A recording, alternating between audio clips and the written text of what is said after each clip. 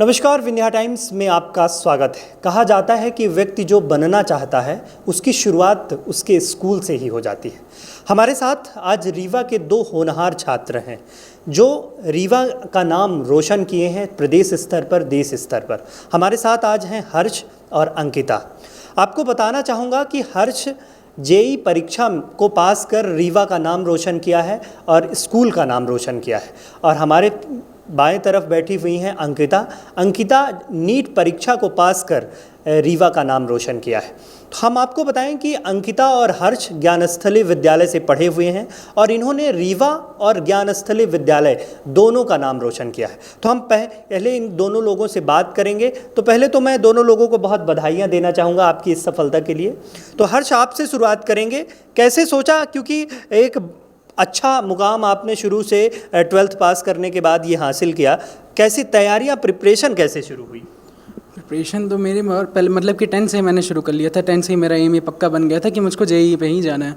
तो मैंने 10 से ही मेनली मेरे मैथ्स और साइंस की तरफ फोकस ज़्यादा रहा था और मुझको वो सब्जेक्ट पसंद भी बहुत आए थे। इसी कारण मैंने फोकस जेईई की तरफ किया और मतलब कि प्रिपरेशन में मेनली सेल्फ स्टडी का ज़्यादा फोकस किया। तो फिर वहाँ पर जो भी पढ़ाया जाता था आके वहाँ पर मैं अपने घर में भी प्रैक्टिस की। ऐसे ही मैंने फिर किया और 12th में भी ऐसे ही मैं आया। और फिर उसके बाद थोड़ा सा मैंने ऑनलाइन से भी थोड़ी सी हेल्प ली और सेल्फ स्टडी साथ साथ करता गया। स्कूल की अगर भूमिका की बात करें तो कैसी रही, क्योंकि शुरुआत 11th और 12th आपने यहाँ से किया, तो स्कूल की भूमिका आपकी इस सफलता में कैसी रही? जब भी मैं स्कूल आता था तो अगर मुझको कोई भी यहाँ पर डाउट हो तो फिर सारे के सारे टीचर उसमें मदद करते थे। मतलब कि कभी भी मैं टीचर से कोई भी जाके डाउट पूछूं हमेशा यहाँ पर क्लियर होता था। और तो वो मुझको अपने क्लास में भी ऐसे समय दे देते थे कि अगर आपको अपनी प्रैक्टिस करनी है खुद से तो फिर आप क्लास में कर सकते हैं। तो ऐसा हर क्लास में ही होता था। इसके कारण काफ़ी ज़्यादा समय मुझको स्कूल में भी मिलता था और सारे के सारे टीचर ऐसे ही काफ़ी ज़्यादा मदद करते थे। तो मैं तो थैंक यू बोलूँगा ज्ञानस्थली को। ठीक है अंकिता, नीट परीक्षा पास की आपने, इसकी भूमिका की अगर बात करें, कब सोच लिया कि अब नीट परीक्षा में जाना है, या फिर तैयारियों के बीच में किस तरह की रिस्पॉन्सिबिलिटी की कहें, या फिर आपकी भूमिका और घर वालों की भूमिका, विद्यालय की भूमिका कैसी रही? मैंने नीट परीक्षा देने के लिए तो बचपन से ही मेरा सपना था कि मैं डॉक्टर बनूंगी और ये मेरे मम्मी पापा का और पूरे फैमिली का था। और स्कूल का अगर एक तरीके से कहा जाए तो 9, 10 मैंने तो बचपन से ही स्कूल से ही पढ़ा है। तो स्कूल में जो मेरे को इन्वायरमेंट और जो सपोर्ट मिलता था वो मतलब बहुत ही अच्छा था। एक फ्रेंडली नेचर भी था सारे टीचर्स का। वो शुरू से ही सब चीज़ के लिए सपोर्ट करते थे और मेनली आपको ग्रो अप करने में कि आप नई चीज़ें और सीखें, नई बुक्स और सॉल्व करें, और अगर आपका लेवल इतना है तो उसको एक अलग लेवल तक पहुंचाने में बहुत मदद करते थे। तो मेनली और हमारे टीचर्स तो जब हम 1 साल का ड्रॉप में भी थे तब भी बहुत ज़्यादा सपोर्ट मिला था, क्योंकि वहाँ पे भी कुछ डाउन फीलिंग आती है, डिप्रेशन की फीलिंग आती है, स्ट्रेस होता है।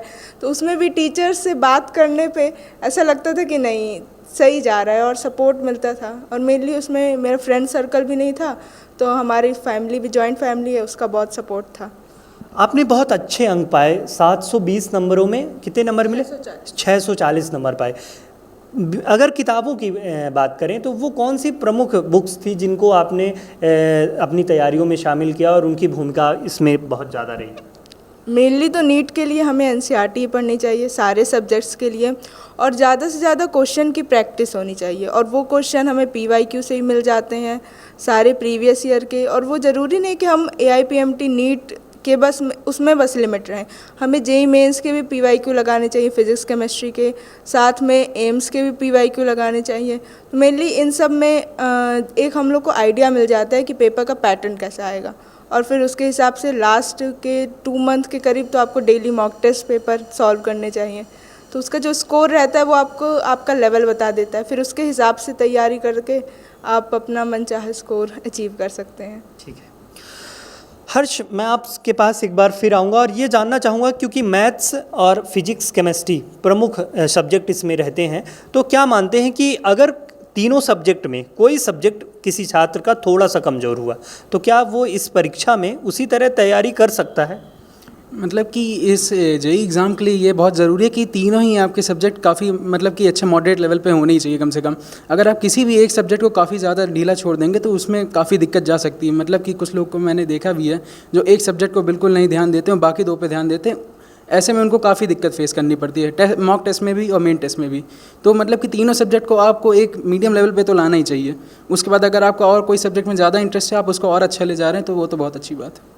बहुत सारे छात्र हर्ष तैयारी करते हैं, लेकिन तैयारियों के बीच मन बहुत अटक जाता है। कई बार होता है कि तैयारियों के एक आध बार दिया और इसके बाद मन टूटने लगता है। उन लोगों के लिए क्या कहेंगे आप मतलब कि और दूसरे लोगों से चाहे प्रेरणा ले सकते हैं या फिर अपने मतलब कि स्कूल के टीचर से भी गाइडेंस ले सकते हैं। जब भी आप कहीं भी यहाँ पर ही आएंगे, अगर ऐसा मेरा भी कभी कभी ऐसे मन अटक गया, फिर उसको मन लग नहीं रहा है, तब उसमें टीचर ही बोलते हैं कि आपको मतलब कि आगे इसका फल ज़रूर मिलेगा, जो भी आप अभी करेंगे उसका बाद में आपको बहुत ही अच्छा रिजल्ट मिलेगा।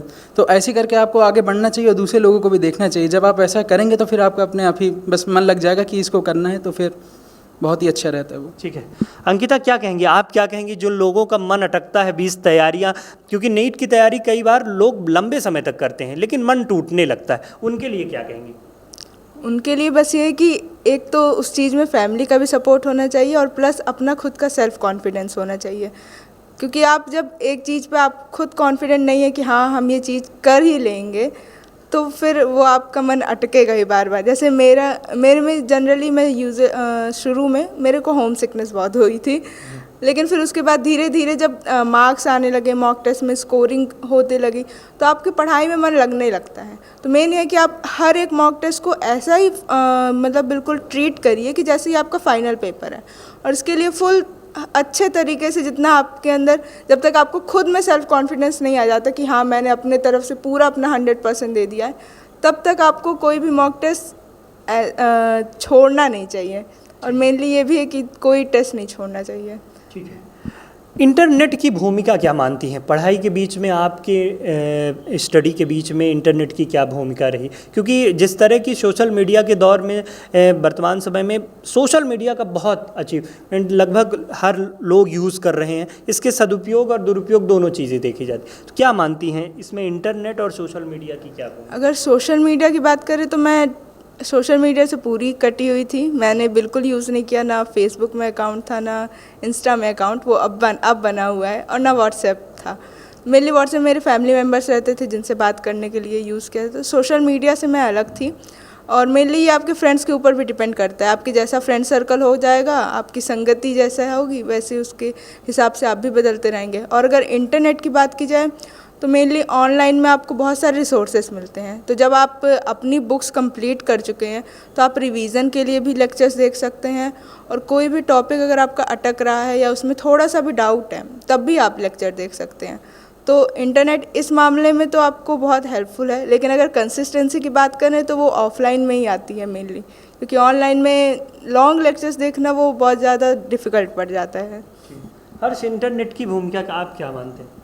इंटरनेट में आपके मतलब कि वो मेनली उस बच्चे पे डिपेंड करता है जो उसको कैसे यूज़ कर रहा है। अगर कुछ लोग होते हैं कि उसको गलत तरीके से यूज़ करते हैं तो उनके लिए तो इंटरनेट काफ़ी ज़्यादा ही मतलब कि लाभदायक बिल्कुल भी नहीं होता उनके लिए। लेकिन कुछ लोग होते हैं जो अगर उसको पढ़ने के लिए यूज़ करें तो वो फ़ायदेमंद भी हो सकता है। मैं मतलब कि मेरे प्रिपरेशन में मैं तो मेनली ऑफलाइन पे अभी ज़्यादा ध्यान दे रहा था, लेकिन उसके बाद कभी कभी कोई होता है कि कोई डाउट आ गए और उसमें उस समय टीचर आपके हैं नहीं वहाँ पर, तो आपको कहीं से क्लियर करना है, उस समय इंटरनेट काफ़ी अच्छा काम आ जाता है, क्योंकि काफ़ी सारी ऐसी जगह है जहाँ से उस चीज़ को क्लियर किया जा सकता है। तो इस चीज़ में काफ़ी ज़्यादा इंटरनेट यूज़ आ सकता है। जो लोग तैयारी करना चाहते हैं उनके लिए क्या कहना चाहेंगे, किस तरह की शुरुआत हो उनकी, और कहाँ से कौन कौन सी चीज़ें हैं जहाँ से पाकर इस परीक्षा को पास किया जा सकता है? मतलब कि आगे आने वाले जिनको भी अगर जेई देना है और उस पर अगर इनको फोकस करना है तो फिर उनको बस ये ध्यान रखना पड़ेगा कि काफ़ी लोग ये मान लेते कि जेई बहुत ही ज़्यादा टफ है, वो बिल्कुल हो ही नहीं पाएगा, शुरू से ऐसे लगता है कि हमसे नहीं हो पाएगा। तो ऐसा नहीं, उनको शुरू से बना के रखना है कि हाँ हम कर लेंगे, इतना ज़्यादा बहुत ज़्यादा टफ नहीं है वो। उनको बस लगातार अपने बस जो भी उनको करना है कंसिस्टेंट करना है। हर दिन अगर पढ़ना है उनको, भले ही वो कम पढ़ना है लेकिन हर दिन पढ़ें, किसी भी दिन का गैप नहीं करेंगे और लगातार PYQ लगाते रहें, टेस्ट देते रहें, तो इससे ही उनको मतलब कि जेई क्रैक करने में बहुत ईजी जाएगा। मेनली उनको बस अपनी कंसिस्टेंसी बस मेंटेन करनी है, वो काफ़ी ज़्यादा अच्छी होती है जेई पास करने के लिए। ठीक है अंकिता, जो लोग नीट की तैयारी करना चाहते हैं उनके लिए क्या कहना चाहेंगे? उनके लिए तो बस यही है कि सबसे पहले आपको अपने ऊपर कॉन्फिडेंस रखना है। बाकी आपको NCERT पूरी फोकस होकर पढ़नी है, क्योंकि मेनली हम लोग के नीट में NCERT से ही क्वेश्चंस आते हैं, तो हमें NCERT को फुल फोकस करना है। और जो NCERT एग्जाम्पलर होती है वो बुक, और फिर क्वेश्चन की प्रैक्टिस, और साथ में मॉक टेस्ट जो होते हैं। और ये सब चीज़ों के लिए ज़रूरी नहीं कि आप कोई इंस्टीट्यूशन ज्वाइन करें, या आप स्कूल में रहते हुए भी 11th-12th पढ़ रहे हैं तो उसमें भी आप अगर ये चीज़ें कंसिस्टेंसी कर रहे हैं बिल्कुल अच्छे तरीके से और मॉक टेस्ट भी डेली प्रैक्टिस कर रहे हैं तो आपका बिल्कुल नीट क्लियर हो सकता है, इसमें कोई दो राय नहीं है। ठीक है, तो ये थे हमारे साथ अंकिता और हर्ष। अंकिता और हर्ष ज्ञानस्थली विद्यालय में पढ़ते हैं और इन्होंने तमाम चीज़ों के बारे में बात की। इन्होंने कहा कि एक छात्र, कोई भी व्यक्ति तैयारी कर सकता है, अपना कंसंट्रेशन के साथ तैयारी कर सकता है और उनके इस सफलता के पीछे उन्होंने कहा कि विद्यालय की एक महत्वपूर्ण भूमिका रही, शिक्षकों का एक अच्छा सपोर्ट रहा, जिसके कारण वो इस परीक्षा को क्रैक कर पाए, सफल हो पाए। तो आप दोनों को बहुत बहुत बधाइयाँ मैं देना चाहूँगा इस सफलता के लिए। एक बार फिर बहुत बहुत धन्यवाद।